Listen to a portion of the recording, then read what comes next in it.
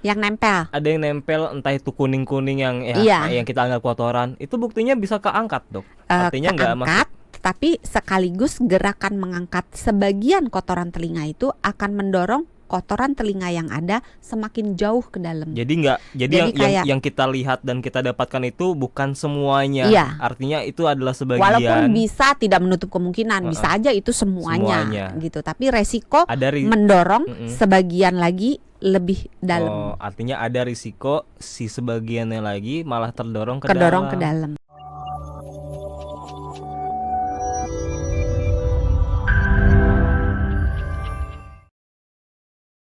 Ya. Kalau saya baru tahu ternyata kuping itu bisa membersihkan sendiri ya. Iya, self cleaning sendiri. Tapi saya penasaran, Dok. Dia kan udah bisa membersihkan sendiri, tapi kalau untuk orang yang suka atau rajin menggunakan cotton bud dikorek untuk mengeluarkan kotorannya, apakah masih bisa itu si telinganya melakukan self cleaning?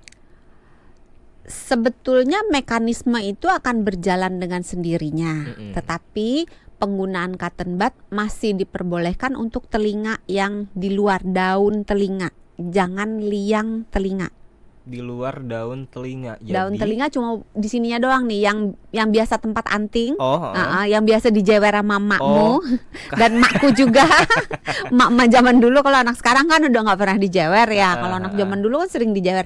Nah, bagian daun telinga boleh dibersihkan dengan cotton bud. Ini kalau Anda yang nonton lewat YouTube channel Sonora FM 92 bisa melihat, jadi boleh di sini ya. Iya. Di daun telinga. Tetapi ketika sudah masuk ke dalam lubang telinga atau liang telinga, sebaiknya tidak dilakukan oleh yang bukan profesional. Jadi maksudnya kita ngorek-ngorek kuping kita dengan apapun sih sebenarnya, dengan cotton bud, dengan korek kuping, dengan jepit rambut gitu. Zaman sekarang ngorek-ngorek itu aneh-aneh. Ada yang pakai pulpen, pensil gitu. Iya, aneh-aneh memang netizen sekarang gitu kan. Jadi tidak boleh memasukkan benda apapun, termasuk jari kita, ke dalam liang telinga. Kecuali tenaga profesional. Kenapa? Karena resikonya adalah di ujung dari lubang telinga atau liang telinga kita ada selaput tipis yang namanya gendang telinga. Alias membran timpani. Roma Irama tuh suka di situ ya kan. Iya, main gendang. Iya. Ayo coba gimana lagunya, jangan begadang. Judi. Sekarang udah bukan judi, juda. Ada gendang telinga. Ya. Kenapa itu? Gendang telinga itu sebetulnya selaputnya tipis, sehingga kalau kita korek terutama dengan benda yang padat, yang tajam, itu bisa berpotensi melukai atau membuat gendang telinga ini jadi bolong. Pertama itu. Kedua, benda-benda yang dimasukkan ke dalam telinga, berhubung jari kita tidak punya mata dan mata kita letaknya di luar, di depan, dan tidak bisa melihat ke dalam lubang telinga kita, ke dalam liang telinga kita, maka kita bisa aja salah mengorek sehingga menimbulkan luka di sepanjang liang telinga tersebut. Sebagaimana luka, potensi infeksi akan meningkat kalau ada luka.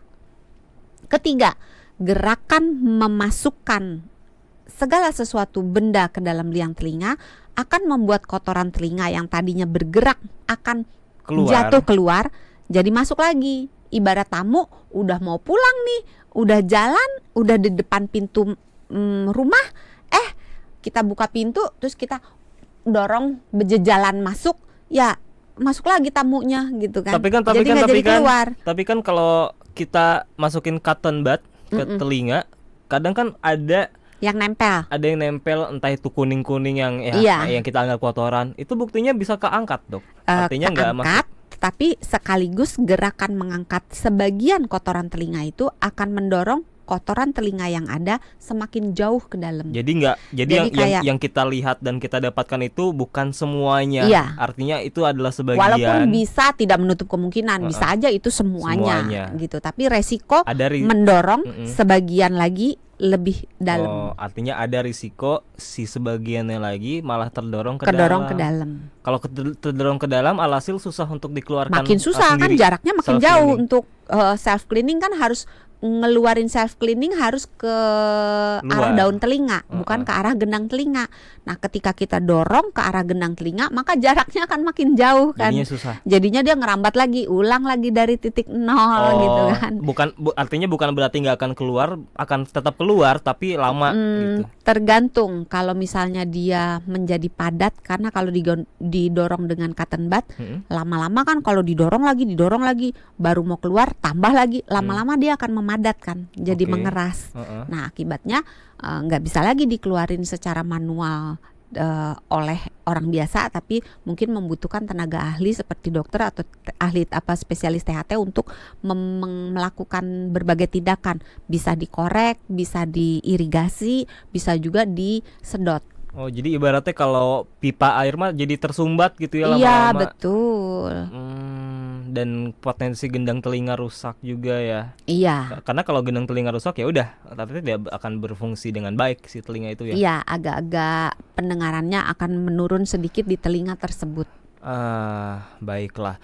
Nah ini tadi saya masih penasaran sih sebenarnya soal si Kotoran telinga yang menumpuk. bukan soal yang orang-orang yang masih rajin untuk menggunakan cotton bud itu, apakah dia sensor-sensor yang si self cleaning ini apakah artinya jadi rusak begitu? Apakah dengan rajin untuk cotton bud akhirnya si alat-alat untuk self cleaningnya jadi nggak mau orang udah dibersihin sama orangnya sendiri, gue nggak mau gitu. Sebenarnya dengan kita terlalu rajin membersihkan telinga dengan misalnya cotton bud atau dengan korek kuping, tindakan itu nggak cuma berbahaya seperti yang tadi ya, mendorong kotorannya ke dalam lebih jauh, meningkatkan resiko si gendang telinganya pecah atau melukai dinding liang telinga, tapi juga akan membuat mekanisme self cleaning yang harusnya berjalan dengan baik menjadi ngaco. Karena gini, kalau terlalu sering dibersihin berarti lapisan liang telinga yang mengandung anti mikroba, anti jamur kan jadi terkikis.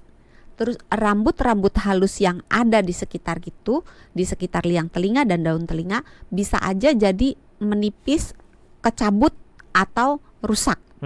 Padahal semua hal itu dibutuhkan untuk mekanisme self cleaning. Belum lagi kulit-kulit yang ada di liang telinganya akan menjadi sensitif, akan menjadi tipis karena kebanyakan dikorek-korek gitu. Jadi karena sehingga akan timbul malah keluhan yang telinganya jadi gatel.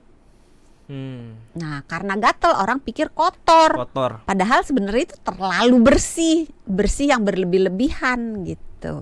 Terlalu bersih malah bisa bikin gatal juga. Iya, makanya pantes buat yang saya telinga pernah merasa, bukan pernah sih, tapi sekali dua kali beberapa kali pernah gatal, tapi pas dicoba di bersih nggak ada apa-apa. Nggak ada apa-apa. Iya, coba nggak usah dibersihin, diistirahatkan telinganya biar dia melakukan mekanisme self cleaning. Siapa tahu setelah itu rasa gatalnya hilang. Kalau misalnya nggak hilang juga, jangan-jangan ada sesuatu, ada infeksi jamur misalnya di dalam telinga gitu. Serem banget ada infeksi jamur di telinga. Iya, telinga kita ini bisa macam-macam, mulai dari tadi yang kesumbat kotoran yang mengeras di dalam itu juga bisa menimbulkan masalah. Jadi banyak yang bisa terjadi di dalam gua tersebut. Ya karena telinga kan kita nggak bisa, kalau hidung kan kita bisa mengontrol ya apa yang masuk, udah tahu gitu. Tapi kalau telinga kan ada di samping, kita nggak bisa melihat ya. Jadi apapun bisa masuk ke dalam. Dan gitu. di hidung kita ada mekanisme bersin. Jadi kalau misalnya ada sesuatu kehirup misalnya atau ada sesuatu mengganjal di dalam, misalnya katakan dalam tanda kutip ada upil yang agak menggantung-gantung gitu, kan kita bersin. Pernah nggak kita bersin haci gitu, kadang-kadang ada sesuatu yang keluar. Nah, mekanisme bersin itu mekanisme tubuh untuk melindungi bagian saluran pernafasan kita dari berbagai benda asing yang terhirup masuk melalui hidung. Nah, kalau hidung kan enak bisa bersin ya, kalau telinga mah nggak bisa bersin telinga. Kaget yang ada kalau tiba-tiba bisa bersin ya.